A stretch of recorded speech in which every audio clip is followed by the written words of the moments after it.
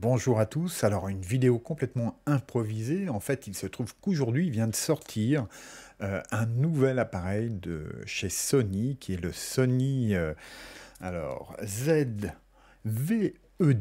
le Sony ZV-E10, donc qui est dédié aux vlogueurs tout particulièrement, à ceux qui vont s'adonner à la fois aux vidéos sur YouTube, sur Twitch, que ça soit en direct donc ou en différé.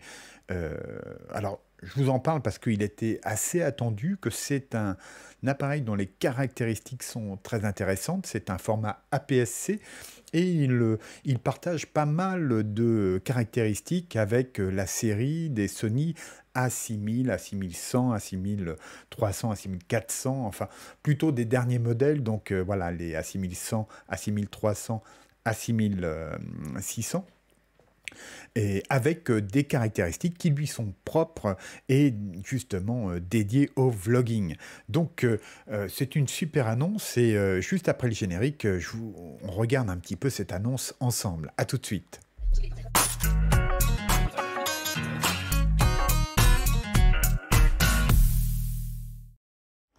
Donc oui, je vais mettre mes lunettes, je vais vous partager mon écran et je vais mettre le casque. Voilà. Donc, partage d'écran, on va choisir ce mode-là. Je pense qu'on a tout ce qu'il faut. Et donc, Sony, après, il aurait dû être annoncé un peu plus tôt, si j'ai bien compris. Il y avait pas mal de rumeurs depuis plusieurs semaines. Et là, il est sorti sans crier gare.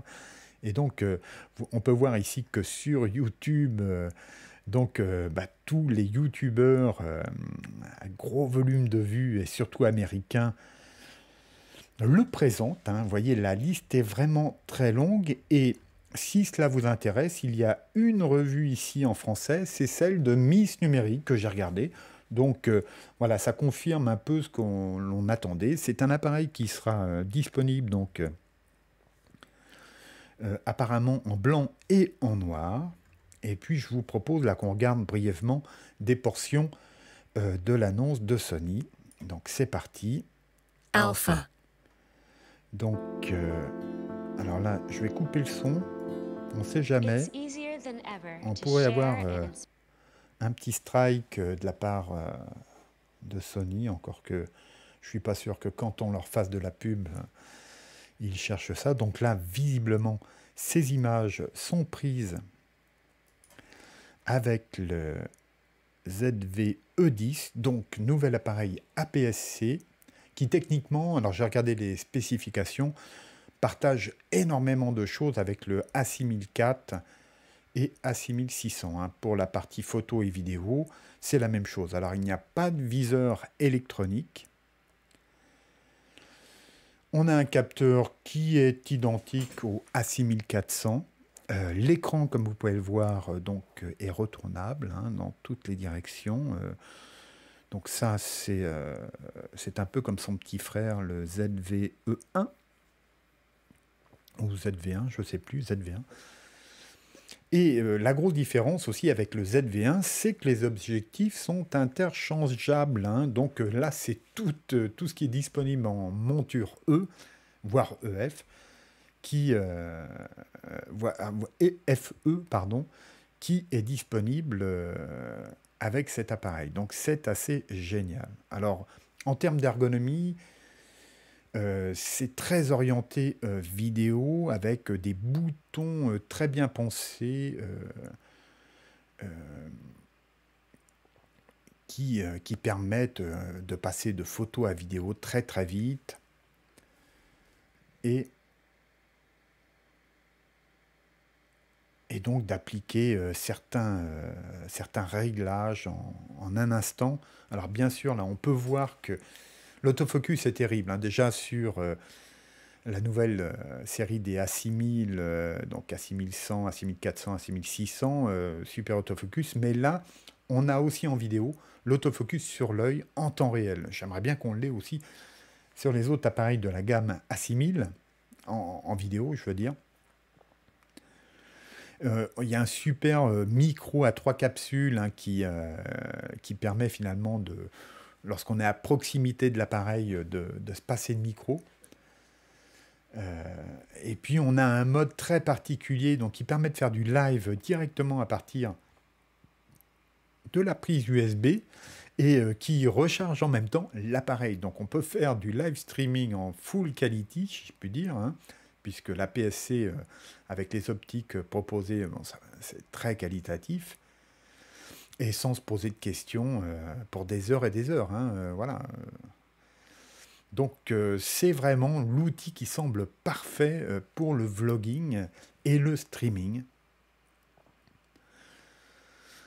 Alors c'est vraiment un appareil qui personnellement m'intéresserait pas mal, si ce n'est que pour la photo, je ne suis pas sûr que ça soit l'appareil idéal puisqu'il n'y a pas de viseur. Hein, on ne peut pas tout avoir.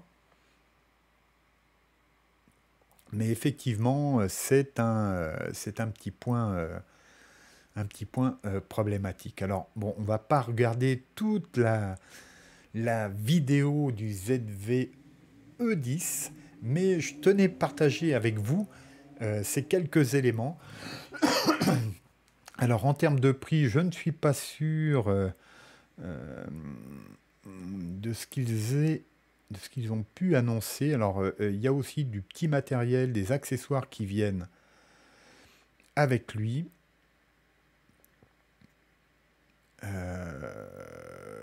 Non, j'ai pas l'impression qu'ils nous parlent de tarifs. Hein. Non, là, ils nous font voir les autres appareils Pro Futur. Je pense, à mon avis, qu'il va être dans les 900 000 euros, hein, ce qui n'est pas rien. Ceci dit, c'est une super machine, hein, parce qu'en vidéo, il faut savoir qu'on a évidemment les modes créatifs, hein, qu'on a aussi sur l'A6100, le A6000, mais on a aussi les profils d'image qu'on a sur le A6004 et le A6600, et puis sur les autres appareils Sony. Donc là, vraiment, on peut produire de la belle image. Hein. Donc, il est normal que cet appareil soit plutôt voilà, dans les 1000 euros plutôt que dans les 700-800. Hein. Alors là, on peut voir voilà, qu'effectivement, ces objectifs Sony vont sur toute une gamme d'appareils. Donc, ça va de la PSC au full frame, hein, voilà, dans leur gamme. Mais bon, voilà, je pense que c'est une chouette machine. Et pour avoir bien travaillé la question, chez les autres constructeurs, que ce soit Panasonic,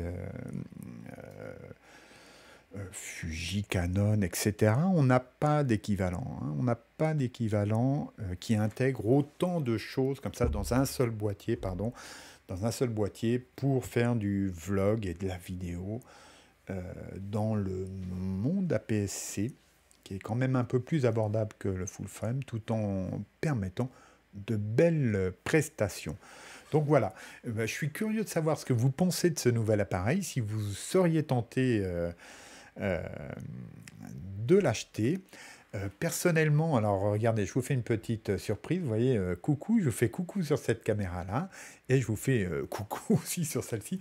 Ça fait dire que moi, personnellement, j'ai investi il n'y a pas très longtemps dans un nouvel appareil, c'est l'A6400, et je vous en parlerai très prochainement. Voilà, on fera un petit test entre le A6000 et le A6400. Sachez que moi, le A6000, je m'en sers toujours, et il m'accompagne toujours. C'est lui qui me filme en caméra principale, et que l'A6400, eh bien, je m'en sers sur des prestations vidéo, parce qu'il me permet d'aller plus loin donc dans le traitement de la vidéo, dans l'étalonnage.